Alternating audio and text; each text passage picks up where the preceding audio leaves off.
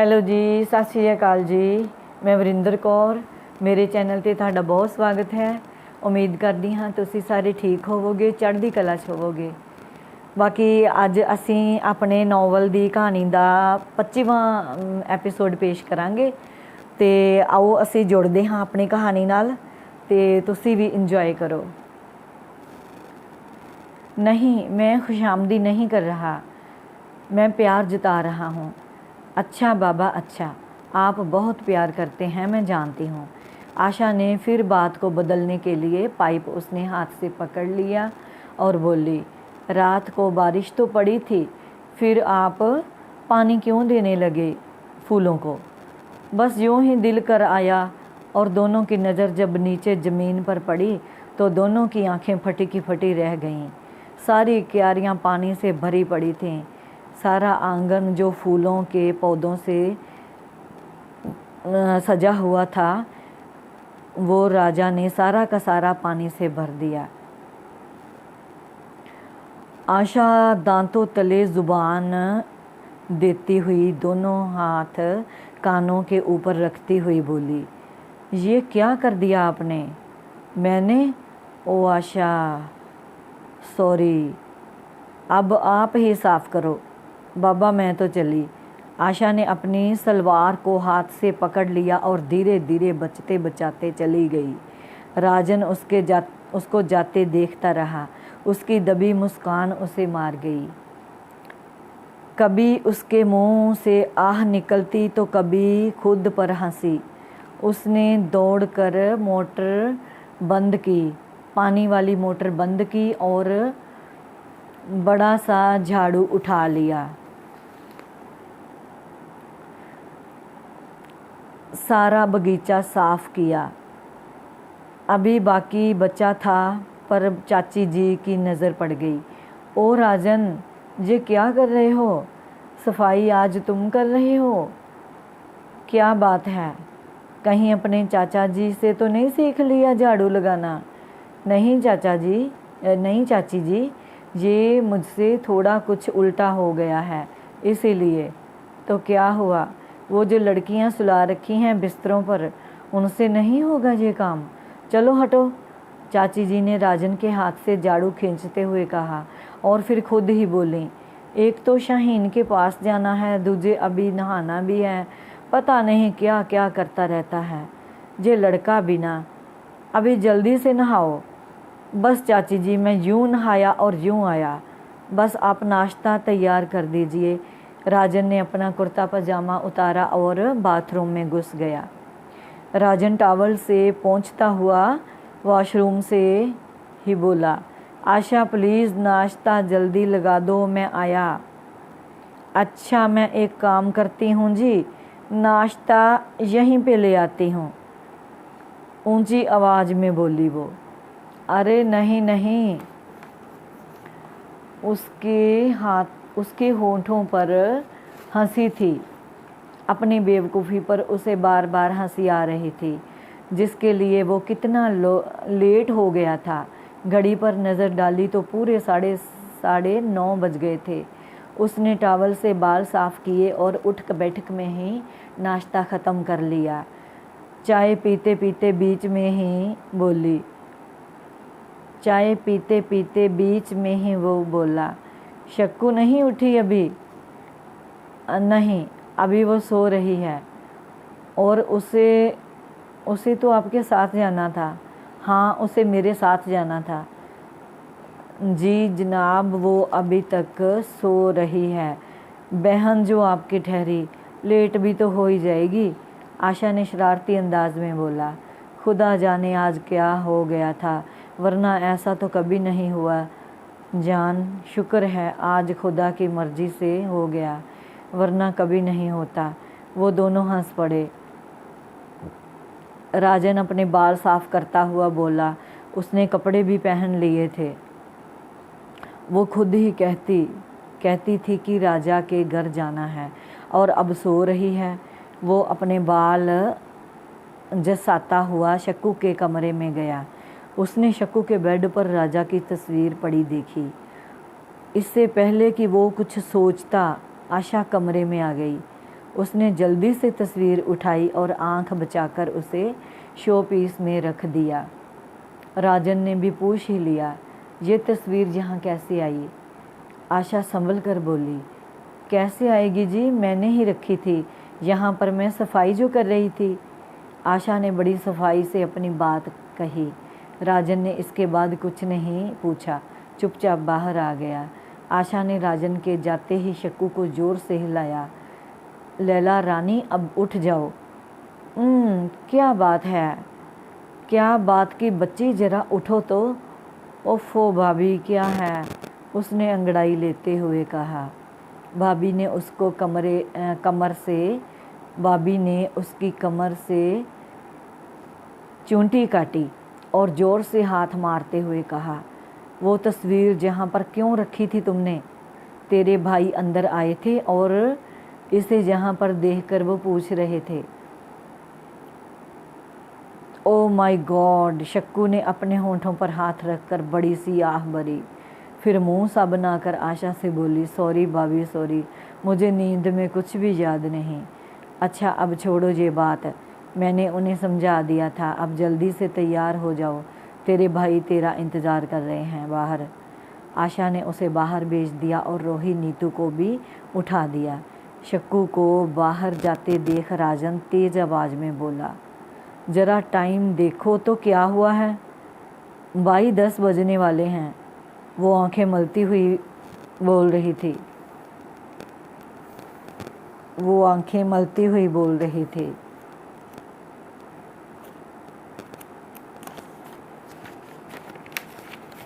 हाँ, और अब राजा के घर जाना कैंसल। राजन की बात सुनकर शक्कू वहीं की वहीं बुत बनी खड़ी रही। वो चलते चलते फिर बोला, अब मैं शाहीन को लेने जा रहा हूँ, शाम को राजा के घर चलेंगे। इतना सुनते ही शक्कू की जान में जान आई। वो खुशी से झूमती हुई राजन के गले से चिपक गई। थैंक्स भैया, अच्छा ठीक है, पहले फ्रेश हो जाओ, ये सब बाद में करना। ला ला ला ला ला ला ला। वो झूमती हुई, इतराती हुई, कभी इधर कभी उधर दौड़ती फिरती बाहर आ रही अपनी भाभी को मिनटों में घुमा दिया। अरे अरे शक्कू, ये क्या बचपना है, अब छोड़ ये सब, नहा धोकर फ्रेश हो जा। नहीं भाभी अभी नहीं, अभी मेरा मूड नहीं है, अभी तो दिल कर रहा है यूं ही नाचती रहूं और गाती रहूं। और हाँ भाभी, क्या पता राजा की मम्मी से राजा की कोई खबर मिल जाए। हाँ शायद हो सकता है। हो नहीं सकता भाभी, ज़रूर होगा। शक्कू की बातों में बहुत कॉन्फिडेंस था। वो मुस्कुराती हुई अपने कमरे में दौड़ गई और भगवान से प्रार्थना करने लगी, हे भगवान, मेरे राजा की खबर मुझे ज़रूर मिले। कितने महीने हो गए उसको गए, पर अभी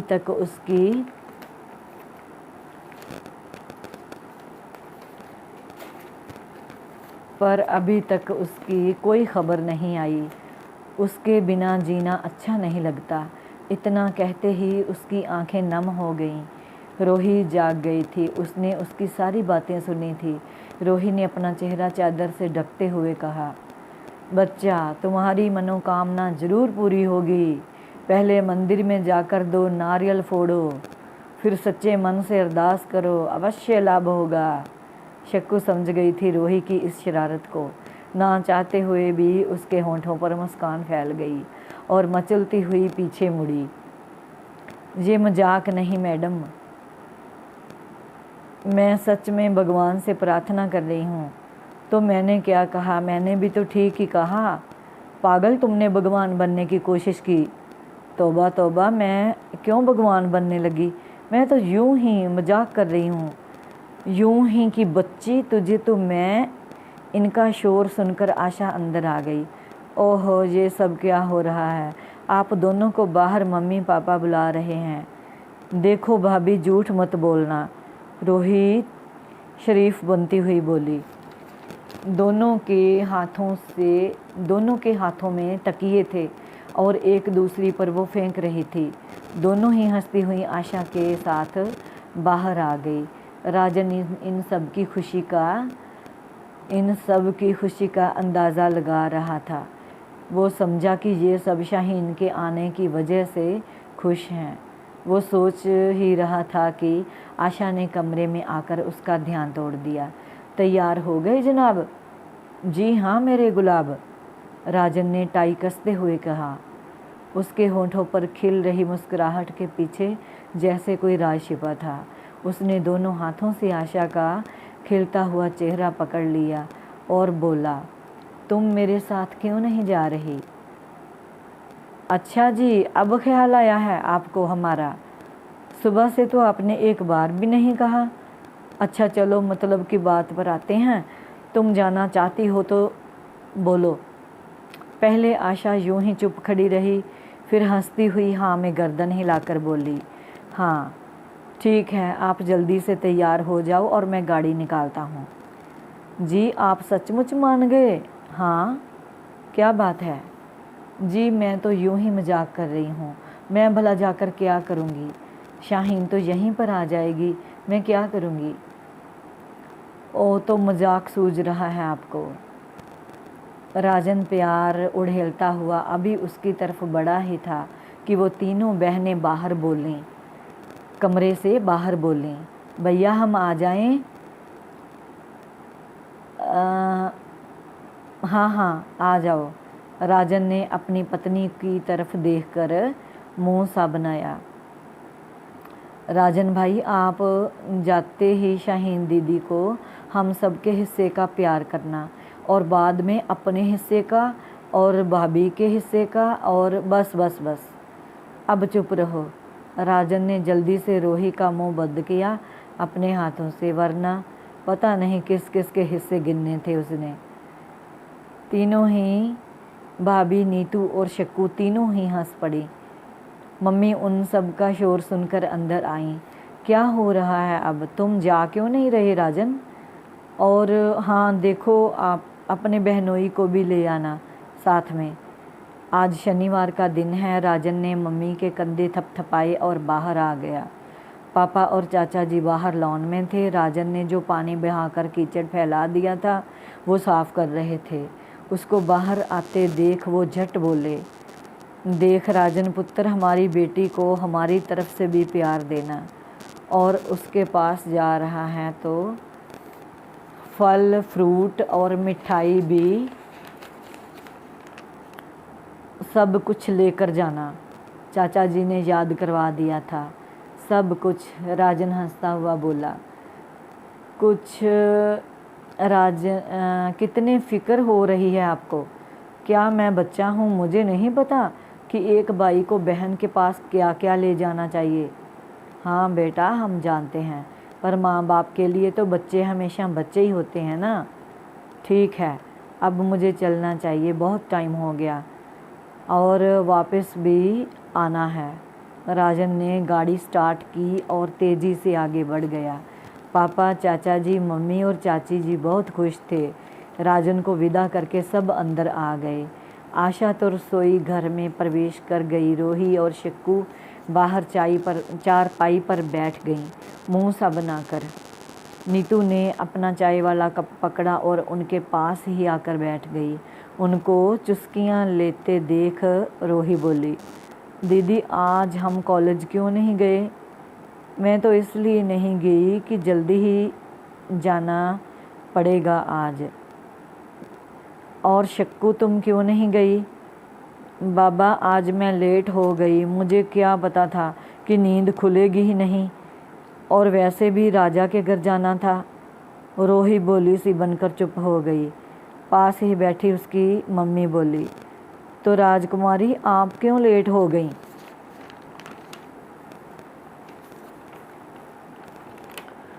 मम्मा मैं यूं ही क्यों? तू भी तो कोई बहाना मार ले। चाची जी ने ना चाहते हुए भी उसको झिड़क दिया। बाथरूम में पापा नहा रहे थे और चाचा जी भी अभी खुरपा लेकर खुदाई ही कर रहे थे। वो क्यारियों में खुदाई कर रहे थे जो शक्कू के कमरे के दाएं बाएं थे। सफ़ेद, लाल, पीले और ना जाने कितने ही रंग बिरंगे फूल खिले हुए थे। उनकी ताजगी भरी खुशबू सारे आंगन को महका रही थी। तितलियां उड़ उड़ कर जैसे गीत गा रही थीं। शक्कू चुपचाप बैठी इनका नज़ारा देख रही थी। उसके शांत ख्यालों में कहीं कोई गुनगुना रहा था, जैसे खिली खिली धूप में किसी की याद आने लगी थी। उसे वो घड़ी याद आ रही थी जब वो और राजा इकट्ठे मिलकर क्यारियाँ बनाया करते थे। शाहीन दीदी के साथ मिलकर वो फूल सजाते, गमलों में फूल लगाते और वो जो हसीन व शोर भरी शरारतें होती, उनका भी अपना ही मज़ा था। राजा गमलों में पानी भरता हुआ शक्कू पर छींटे मारा करता, तब शक्कू को ज़रा भी एहसास न होता कि वो बातों ही बातों में क्या कह जाता था। कभी ये सोचा भी नहीं था कि छोटे छोटे मजाक में अपनी ज़िंदगी इतनी बदल जाएगी कि जीना ही मुश्किल हो जाएगा। किसी के बिना पता नहीं क्या क्या सोच लिया था उन पलों में। वो होगा तो ये होगा, वो होगा तो वो होगा। मन कितना उदास और निराश हो जाता है कभी कभी। सोचते सोचते उसकी आंखें भर गईं। सबसे छुपाकर उसने अपनी आंखें साफ करी और चुपचाप अंदर आशा के पास किचन में चली गई। आशा ने उसकी तरफ देखे बिना ही कहा, क्या चाहिए? राजा, ओ तू है शक्कू, क्या हुआ? तेरी आवाज़ बड़ी बदली लग रही है, क्या बात है?